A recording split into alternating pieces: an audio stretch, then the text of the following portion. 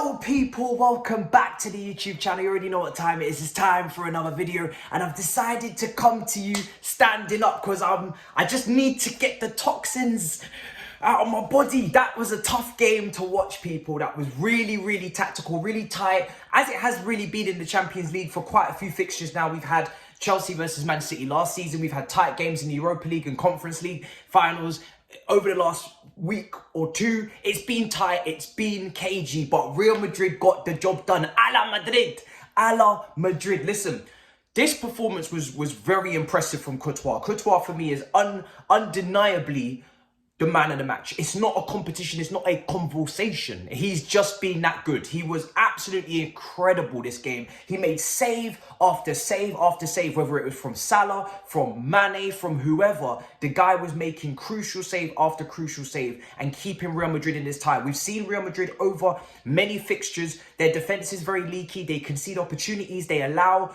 for players to have shots on goal. They aren't the greatest back there with Militao and Alaba. And, you know, for me personally, I thought Liverpool were going to score. As much as I wanted Real Madrid to win this game, I thought Liverpool were going to score. However, it didn't happen because Courtois was just that good. And obviously, for the goal, we'll get straight into the goal because I want to get into a very controversial decision that was also made before halftime, which maybe I'm wrong. Maybe I've got it completely wrong on another end of the stick. But when I was doing my watch along for this game, I was shocked by the decision. I'm going to get to that. But Vinicius with the goal and Trent is sleeping at the back post. You've either got to play him offside by stepping up just before the ball is played, or you've got to cover the passing lane and get back and make sure that you intercept or mark and get touch tight to Vinicius. Trent sees that Vinicius is making this run. He looks over his shoulder as the play is unfolding. He sees Vinicius is back there. He knows that's his guy, but he turns back, faces the play, does never go back and look at Vinicius again. And like I said, he fails to play him offside or cut the passing lane or man mark and get touch tight to Vinicius. You have to do one of those three options. When you don't do either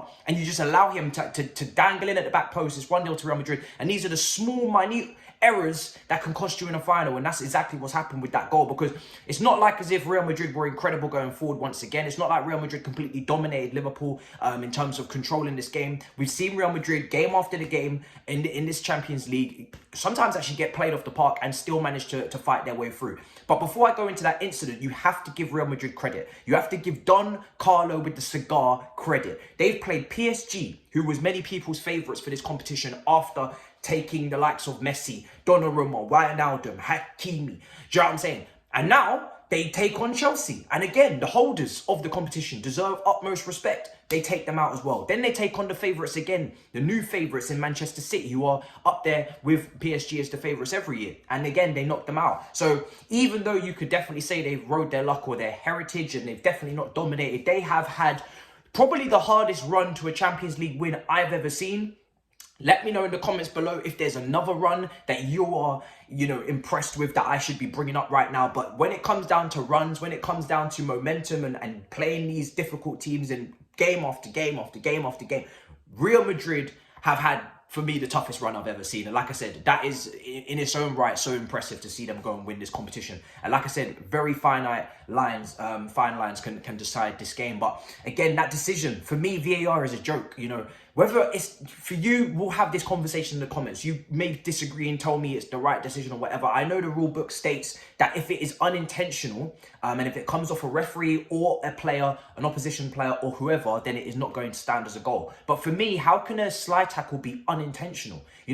Nobody ever intentionally passes it to an opposition player who's in an offside position to score a goal. Nobody intentionally does that. That would be corruption. That would be scandalous. So what is intentional and what is unintentional? I've seen Giroud's goal scored against Atletico Madrid. It was an unintentional clearance that ended up going to Giroud. Again, I didn't see a deflection off of Valverde. If I'd seen Valverde absolutely smash the ball into Konate or Fabinho and then it ricochet off them and go to Benzema, then I would have said that's definitely offside. That was clearly unintentional. That was a deflection. That was a block. Not even a block. And that was a deflection. That's just, you've just smashed the ball into someone. It's hit them and then it's gone over to Benzema. I don't think that's what happened. On the replay, what I saw is that they got the ball fair and square. It was a clean tackle. Valverde didn't quite get there in time. They got the ball and then it went to Benzema and he scored. I don't know, but at the end of the day, at least it didn't mean anything. At least it didn't matter. Hazard, Hazard picks up the Champions League. But also, do you know what happens now? Todd Bowie gets 20 million in add-ons from the Hazard transfer that Marina done up in terms of if they win La Liga, if they win Champions League, on top of the money that we already received for Hazard from Real Madrid. We get more money on top, and we get 20 million extra tonight. 20 million extra. So happy days, that goes straight into the transfer budget. Maybe now we can afford Neymar's wages, I don't know. But yeah, more money coming into the mighty Chelsea. We need this money, do you know what I'm saying? We need this bread. And Courtois, like I said, for me, all is forgiven. You've sent the scouts home sad. You've given us an extra bit of money in our transfer kitty. And like I said, now Hazard has the Champions League, finally. I know everybody in the Chelsea fan base is just obsessed with Eden Hazard. I'm not quite so unhealthily obsessed as you lot are, but I obviously do love the player. And this is his first Champions League. Did he contribute? Is he, John Terry taking off, the suit and putting on the full kit right now? Of course he is. But nobody cares. We're shameless. We're shameless. We don't care. We don't care. Okay? Salah, we will rub this in your face. We don't care. Okay.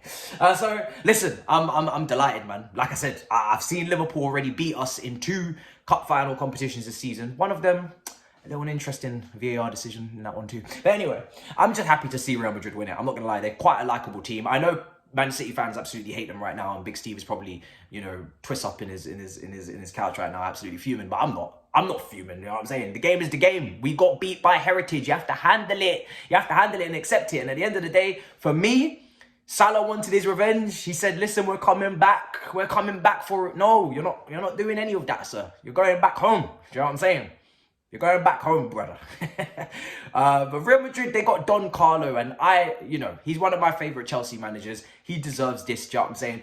Has he sometimes, for me, tactically, kind of got by with these very predictable changes that he keeps making, but they keep working, and sometimes even lent on his squad for tactical advice in terms of in-game management. But hey, you got to do what you got to do in the Trent in 2022, do you know what I'm saying? And at least Real Madrid, I mean, them winning another Champions League don't make no difference to me. It don't make no difference at all. What is this, their 14th, 15th? Who cares? I think it's their 14th.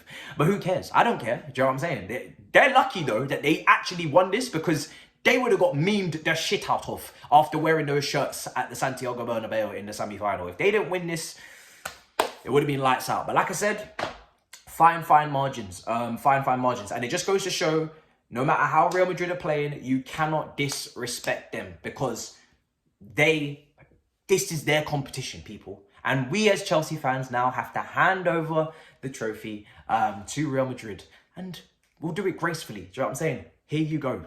Take your trophy back. Thanks for lending it to us, It's like one of those little times that your older brother or sister lent you, the phone or the iPad, and you were like, "Oh, thank you for letting me play on your PlayStation for 1 year. I really appreciate it." And now they've come home from college, and now suddenly, there's rules, and don't touch my PlayStation, and don't do this. I'm like, you haven't even been in the house.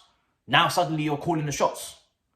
Relax. That's what Real Madrid are doing. They just lent it out to us. It's like we was in their yard, squatting in their Champions League yard. They kicked us out now. Bailiffs have come, knocked on the door. Suddenly we're homeless. This is what Chelsea are right now, homeless. Thanks for the Champions League. Really appreciate it. 1 year. That's all we got it for. I sound so elite.